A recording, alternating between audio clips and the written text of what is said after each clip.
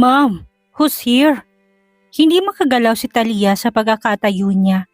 Habang nasa harap niya, ang nag-iisang binatang minahal niya ng labis. Ang ama ng anak niya at ang lalaking nag-iwan sa kanilang dalawa. Pero imbis na galit ang nararamdaman niya, awa para sa binata dahil sa kalagayan nito. Hindi pa rin siya makapaniwalang nasa harap na niya si Jeremy. Matapos ang 7 taong lumipas, naramdaman ulit niya ang sakit na parang kahapon lang lahat ng yon. Pero bakit may saya at pananabik siyang nakapa nang marinig ang boses nito? Iha, are you okay? Pukaw ni Dahlia sa kanya. Napapitlag siya. Agad niyang pinahid ang luha sa kanyang mga pisngi. Bahagya siyang tumingala, kinalma niya ang sarili bago iwas na bumaling sa ginang. Ngumiti siya. Okay lang po ako, madam. Sagot niya na nakapukaw ng atensyon ni Jeremy. Humarap ito sa kanya na tila nagtataka sa boses niya at tila nag-iisip. Kinabahan siya dahil baka makilala siya nito. Hindi niya magawang tumingin sa binata kahit alam niyang hindi naman siya nito nakikita. Who are you? Ma'am, sinong babaeng yan? Nagtatakang tanong nito sa ina. Lumapit si Dahlia sa anak at tinawakan ito sa kamay. Giniya nito si Jeremy sa sofa. I'm sorry son, pero kahit ipilit mo sa akin na ayaw mong kumuha pa ako ng caregiver. Nagpumilit ako because you need help. You need care and she will do that for you. Ani Dahlia. Habang nakatingin siya kay Jeremy, dama niya ang mabilis na tibok ng puso niya sa hindi niya alam na dahilan. Hindi niya ito magawang titigan kahit gusto niyang pagmasdan ang gwapo nitong muka na gusto pa rin niyang makita kahit lumipas na ang 7 taon. But mom, I don't need someone's help. Hindi ako baldado. Bulag lang ako pero I can take care of myself. I don't ask for help, mom, dahil kaya ko.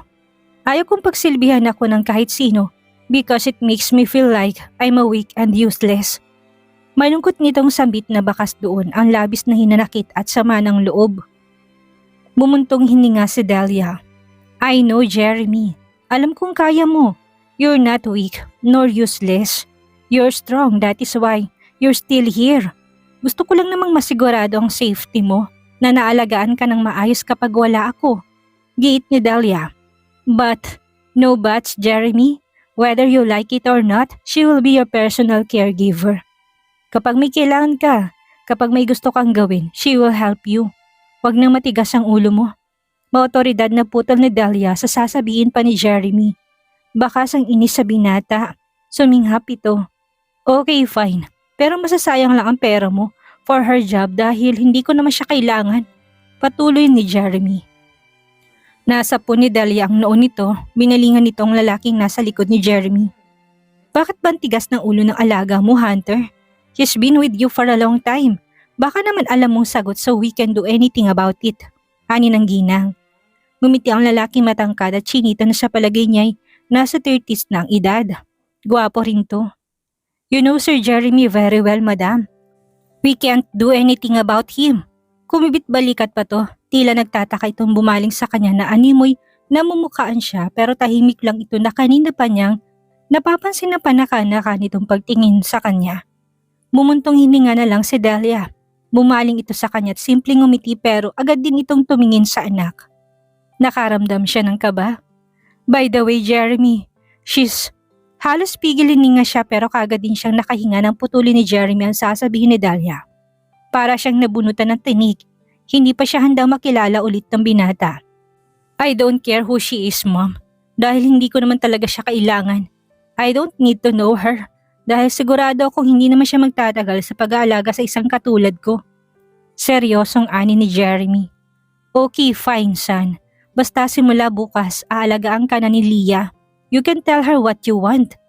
Napaawang ang bibig niya at gulat na tumingin kay Jeremy. Naghintay siya sa reaksyon nito at nakita rin niya ang pagkunot ng noo nito sa narinig na pangalan. Nabalot siya ng kaba dahil baka makilala siya ng binata. Leah? Her name is Leah? Usisa nito na bakas doon ang labis na curiosity. Yes, Yes po, sir, ako po si Leah. Leah pong pangalan ko. Putol niya sa sasabihin na pangalan ni Dahlia. Natatakot siyang makilala siya nito. Kahit alam niyang hindi naman siya nito kita, hindi pa rin niya kayang tignan ng binata, lalo't nasa kanyang mga mata nito. Naramdaman niyang bahagyang panginginig ng kanyang mga palad dahil sa labis na kaba. Pakiramdam din niya'y namamawis ng noo niya. Hindi niya alam ang gagawin sakaling malaman man ni Jeremy ang totoong pagkatao niya. Nagtaka lang si Jeremy at tila nag-isip pero hindi na ito nagtanong pa.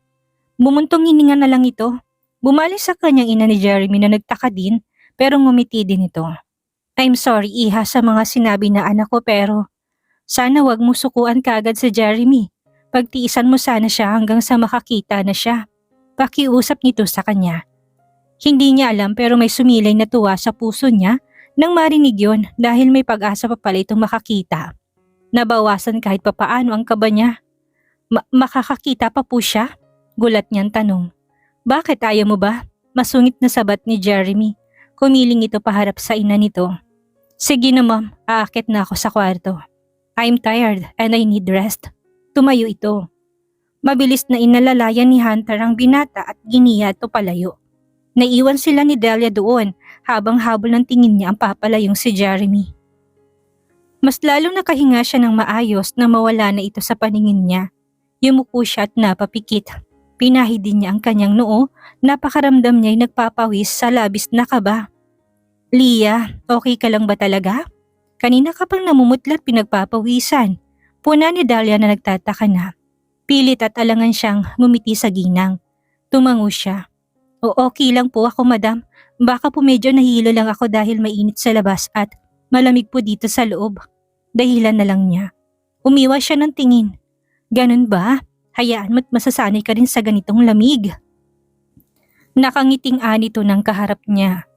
Marami siyang gustong tanungin tungkol kay Jeremy pero kumukuha pa siya ng lakas ng loob dahil baka kung anong malaman niya. Natatakot siya. Madam, pwede po ba ako magtanong tungkol kay Sir Jeremy? Nahiya niyang tanong. Saglit na sa seryoso si Delia pero kagad din tumango. Oo naman, you can ask me about my son. So you can know him more. Hindi siya mapakali kung tama bang itanong niya ang bagay na yun. Natatakot siya na baka may malaman siyang gigimbal sa kanya. Nang makakuha na siya ng lakas ng loob, saka siya nagsalita. Kailan at paano po na aksidente si Sir Jeremy? Gusto pa niyang marinigan tungkol sa aksidente nito.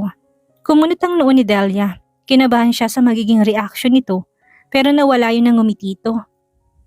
Umupo ito sa tabi niya. Yun ba? Bago ko sagutin ang tanong mo, I just want to remind you Leah na wag mong babanggitin sa kanya ang aksidenteng nangyari sa kanya o magtanong tungkol doon dahil ayaw niyang pag-usapan ng bagay na yon. Nagagalit siya. Bahagya itong yumuko.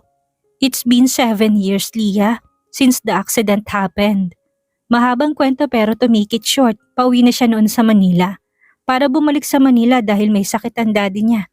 Pero habang pauwi sila, na-aksidente ang kotseng sinasakyan nila at napuruan si Jeremy. Kaya siya nabulag. Malungkot nitong pagkakwento. If I'm not mistaken, it was happened on March 7 years ago. Nasapo niya ang kanyang bibig dahil sa labis na gulat. March? 7 years ago? Konektado ba siya sa aksidente ng binata? Naramdaman niyang sakit at kirot sa puso niya. Mas nagulat siya nang maalala ang buwan bago umalis si Jeremy. Marso rin yun kung saan yun nahuli nilang pagkikita. Hindi niya aksidente ito para takasan siya dahil sa sinira ng magulang niya ang pangako ng mga ito sa binata. Naramdaman na lang niya ang pagpatak ng luha sa mga mata niya dahil sa nalaman niya. Guilty siya sa nangyari sa binata at kasalanan niya yun. Mas naging labis ang awat konsensya niya para rito. Leah, are you okay? Bakit umiiyak ka? Nababahalang tanong ni Delia. Yumuko siya at pinahid ang luha sa mga mata niya. I'm sorry po madam, mababaw po talaga ang luha ko lalo't nakakarinig po ako ng kwento tungkol sa mga aksidente. Dahilan niya kahit alam niyang nagmukha siyang ewan sa sagot niya kapag kuwan napilit siyang ngumiti. Pasensya na po kayo sa tanong ko madam. At salamat po, kailangan ko na rin po palang umalis para sunduin ang anak ko. Paalam niya. Gulat na napangiti ang kaharap niya. Ay, oo nga pala. Sige na Leah, umalis ka na't baka kanina ka pang hinihintay ng anak mo. See you tomorrow. Nagpaalam naman ito. Tumayo siya't bahagya pang yumuko bago tumalikod at mabilis na naglakad palabas ng malaking bahay. Huminto siyang nang makarating siya sa harap ng main door. Sunod-sunod na bumagsak ang luha sa mga mata niya kasunod ng mga alaala ng nakaraan. Ang pagkakamali niya, ang pagiging desperado niya, ang pagiging immature niya na dahilan kung bakit umalis si Jeremy at naaksidente ito. Sumandal siya sa wall ng malaking bahay. Gusto niyang humagulhol pero hindi pwede doon dahil baka may makakita sa kanya. Ang awa niya sa binata, napalitan niya ng guilt at simpatya. Gusto niyang makabawi sa binata at kung sa pamamagitan ng trabaho niya, magagawa niya, gagawin niya yun. Pagsisilbihan at aalagaan niya ito hanggang sa makakita ito. Sigurado ka na ba talaga sa desisyon mo, Leah? I can give you a job better than this. More comfortable at hindi mo kailangan pagsilbihan ng ibang tao. Muling ani ni Alex habang tahimik lang siyang nakaupo at bahagyang nakayuko. Simula na makauwi sila ng kanyang anak sa bahay, hindi pa rin siya makaimik at makapaniwala sa nangyayari at sa kalagayan ni Jeremy. Okupado ng binatang isip niya sa buong araw na lumipas dahil hindi niya lubos maisip ang hirap na pinagdaanan nito sa loob ng lumipas na 7 taon. Hindi niya maiwasang isiping kasalanan niya yon. You don't need to work hard for you to earn money. Pwede kong ibigay yun sa'yo or you can work with my company and besides, in the end, yung meron ako magiging sa'yo rin kapag kasal na tayo, di ba? Patuloy nito. Nakagat niyang pang ibabang labi dahil maging siya, hindi niya alam kung paano niya haharapin si Jeremy. Pero isa lang ang gusto niyang gawin, ang pagsilbihan ito. Ang alagaan ng binata para mabawasan ang nararamdaman niyang guilt. Para makabawi siya dito sa lahat ng ginawa niya noon. Tama si Jeremy, sinira niya ang buhay nito. Maraming tanong sa isip niya na gusto niyang malaman pero hindi niya alam kung sinong tatanungin. Tal, are you okay? Kanina pa ako nagsasalita dito and you keep on silent. May nangyari ba? Usisa nito. Naramdaman niya ang kamay nitong humawak sa balikat niya. I'm sorry Leah if you feel like I'm invading your own decisions. I'm sorry kung... No Alex, naintindihan ko naman ang gusto mo pero gusto kong gawin to. I want to work on my own at hindi dahil lang sa pabor mo. Seryoso niyang paliwanag. Agad din siya umiwas ng tingin sa kaharap niya. Bumuntong hininga si Alex. Okay fine if that's what you really want. Basta kapag nahirapan ka na, kapag hindi mo na kaya, just tell me okay? Malumanin nitong sabi. Ngumiti pa to. Wala siyang balak ipaalam sa binata ang tungkol kay Jeremy. Maging sa pamilya niya dahil ayaw din niyang ipaalala sa mga itong nakaraan lalo't nakita niyang kalagayan ni Jeremy. Pilit siyang ngumiti kay Alex. Thank you Alex for always understanding my decision. Niyakap niya to. Ayaw ko namang mabuhay ka lang sa gusto kong gawin mo. We're not yet married at ayaw ko maramdaman mong hinahawakan kita sa leeg. I love you Tal and I'm always here to support your decision. Kapag alam kong gusto mo at alam mong tama para sa'yo. Naramdaman niya paghaplos nito sa buhok niya. Saka hinalikan nito yon. Sa kabila ng magulong isip niya, sa magulong nararamdaman niya, naramdaman pa rin niyang nandyan si Alex para sa kanya na palagi nitong pinaparamdam. Humiwala ito sa kanya at sinapo ang pisngi niya. Marahan ito yung hinaplos. Basta ipangako mo sa akin na kapag pagod ka na, kapag nahihirapan ka na sa trabaho mo, you will tell me. Nakangiti nitong tanong. Okay. Tumango siya habang nakakadikit ng mga labing nakangiti.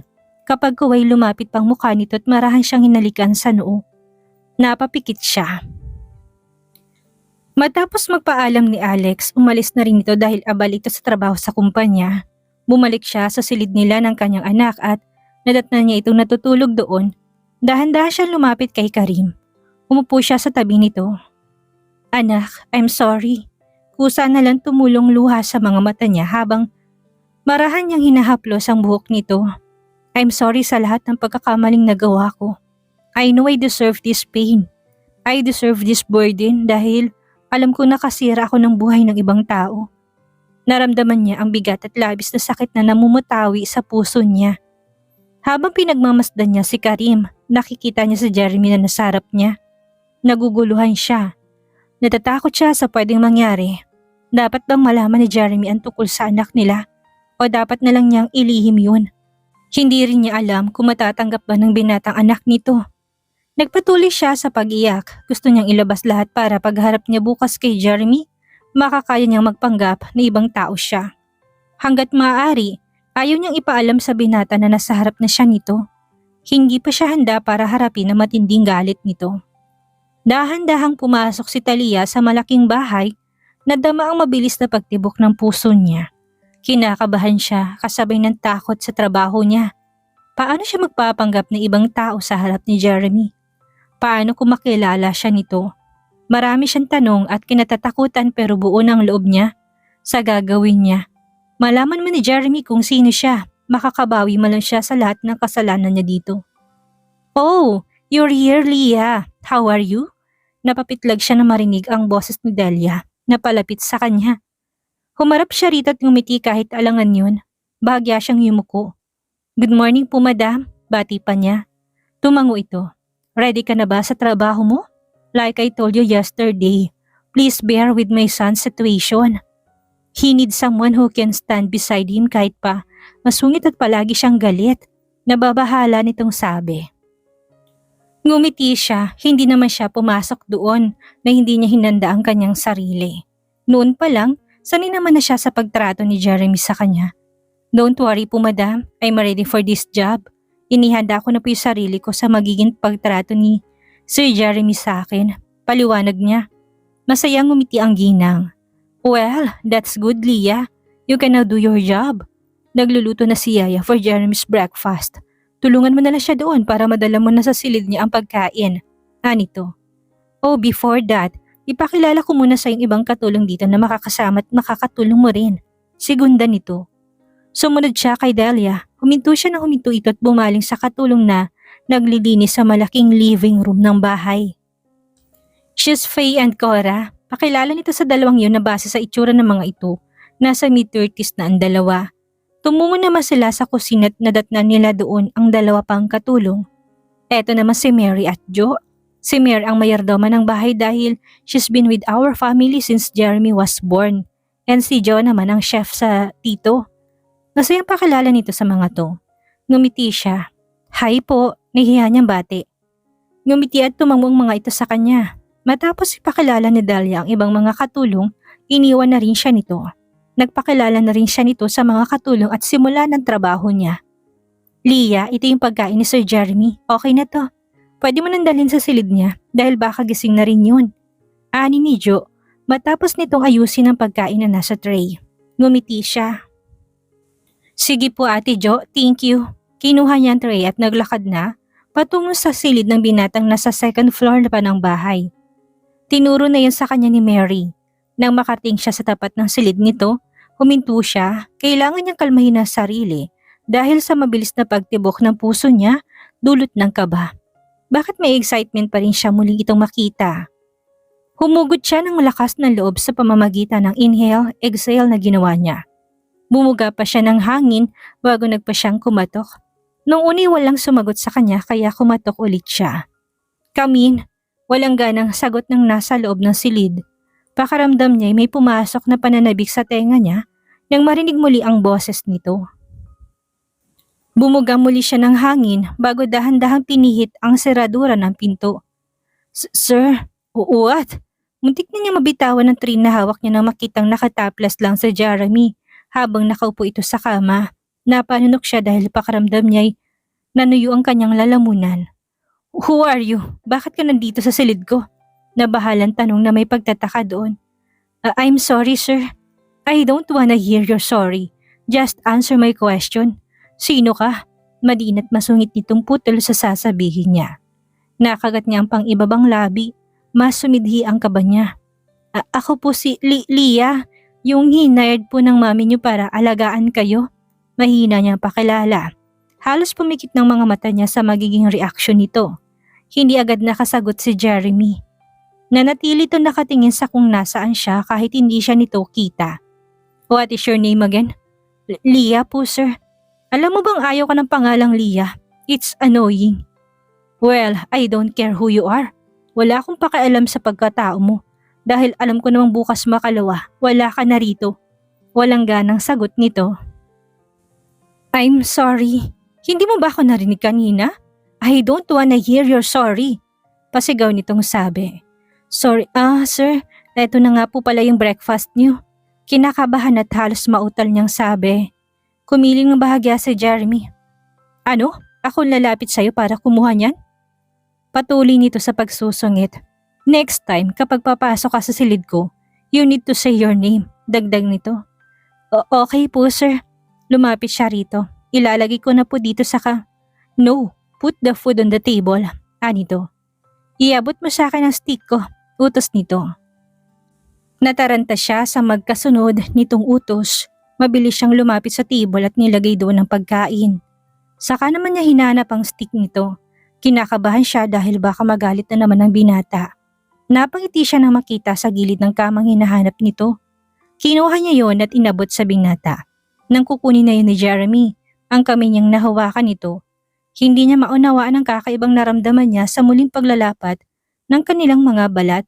Natulala siya sa binata. Sa lumipas na 7 taon, nakita niyang pagbabago sa mukha nito pero hindi pa rin yun maitatagong taglay nitong kagapuhan. Give it to me, ano ba? Napapitlag siya nang sumigaw ito at marahas na inagaw sa kanyang stick na nagsisilbi nitong guide sa paglakad. Napalunok siya at napakurap. Bahagya siyang yumukot lumayo sa binata. Sir, tulungan ko na. Hinihingi ko bang tulong mo? If I ask for your help, tulungan mo ko. But if I didn't ask for your help, just shut your mouth. Madiin itong sabi. So, okay po sir.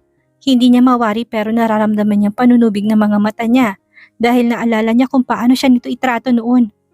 Gumalaw si Jeremy. Umupo muna to sa gilid ng kama saka sinimulang igalaw ang stick para hanapin ang daan. Nakaabang lang siya sa pwedeng mangyari kay Jeremy. Para madali niya itong masalo kung matutumba man ito. Nang maitukod ni Jeremy ang stick, bumaba na ito ng kama. Lumingalingaman ito pero wala itong makita. Kita niyang hirap ng sitwasyon ng binata na wala itong makita at nangangapa sa madilim nitong mundo. Habang pinagmamasdan niya ito, tumulo na lang ang luha niya dahil sa awat sa galit niya sa sarili. Sorry, bulong niya sa kanyang isip. Nandyan ka pa ba? Seryosong tanong nito pero bakas pa rin doon ang sungit. Mabilis niyang pinahid ang luha sa mga mata niya. Lumunok siya. Yes sir. May kailangan po ba kayo? Pilit niyang kinalmang sarili. Just tell me if I'm not in a right way. Maotoridad nitong sabi, sasagot na sana siya nang makita niyang matutumba ito dahil sa mali nitong pagtapak sa sahig. Nalaki ang mga mata niya at mabilis na nilapitan si Jeremy. Para hawakan ito, mabuti na lang at malapit na siya rito, kaya kagad niya itong nahawakan sa braso bago pa tumatumba. Shit! Narinig niyang mura nito. Inalalayan niya ito para makatayo ito ng maayos. Okay lang po ba? Are you blind too, ha? Muntik na ako matumba and yet you ask me if I'm okay? Inis nitong sabi. Shit this life. Daman niyang frustration nito. Hindi ba't sinabi ko sa'yo na sabihin mo kung mali ang daan ko? You're idiot. My mom hired you to take care of me. Hindi tumunga ka dyan at panoorin lang ako. Dagdag pa nito. Bitawan mo nga ako. Pinalis nitong kamay niya. I'm sorry sir. Tanging nasambit niya. Halatang nagpipigil lang si Jeremy sa galit nito. Pumikit at bumuntong hininga. Lahat ba talaga na may pangalang Leah? Tanga? You're supposed to be my eye pero mukhang you're just here for the salary that you will get from my mom. Hindi na lang siya umimik. Kusang tumulong luha sa mga mata niya. Agad niya yung pinahid pero kagad di may pumalit. Hanggang ngayon pala, nasasaktan pa rin siya nito. Umiiyak ka ba? Mapakla itong ngumiti. Ano ka bata? Na kapag napagalitan, iiyak na lang. If you can stand with me, you may now leave at huwag ka nang babalik. Hindi ko kailangan ng iyaking katulong. Masungit nitong sabi. Nagangat siya ng tingin sa binata. Kusang tumigil ang luha sa mga mata niya. Pinahid niya yun. Umiling pa siya. I'm sorry sir, pero hindi ako aalis to quit for this job. Nang tanggapin ko to, inihanda ko ng sarili ko. I do understand why you're being like this sir. At willing ako magtiis sa ugaling meron ka. Hindi ako susuko. I will do my very best to take care of you. Dahil alam kong ito na lang yung magagawa ko para sa'yo, para sa lahat. Tumakas na naman muli ang luha sa mga mata niya.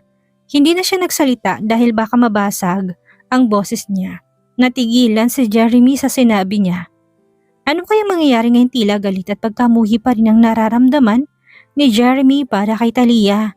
Ano ang gagawin ng binata kapag nalamang si Talia at ang kilala niyang Talia dati ay iisa?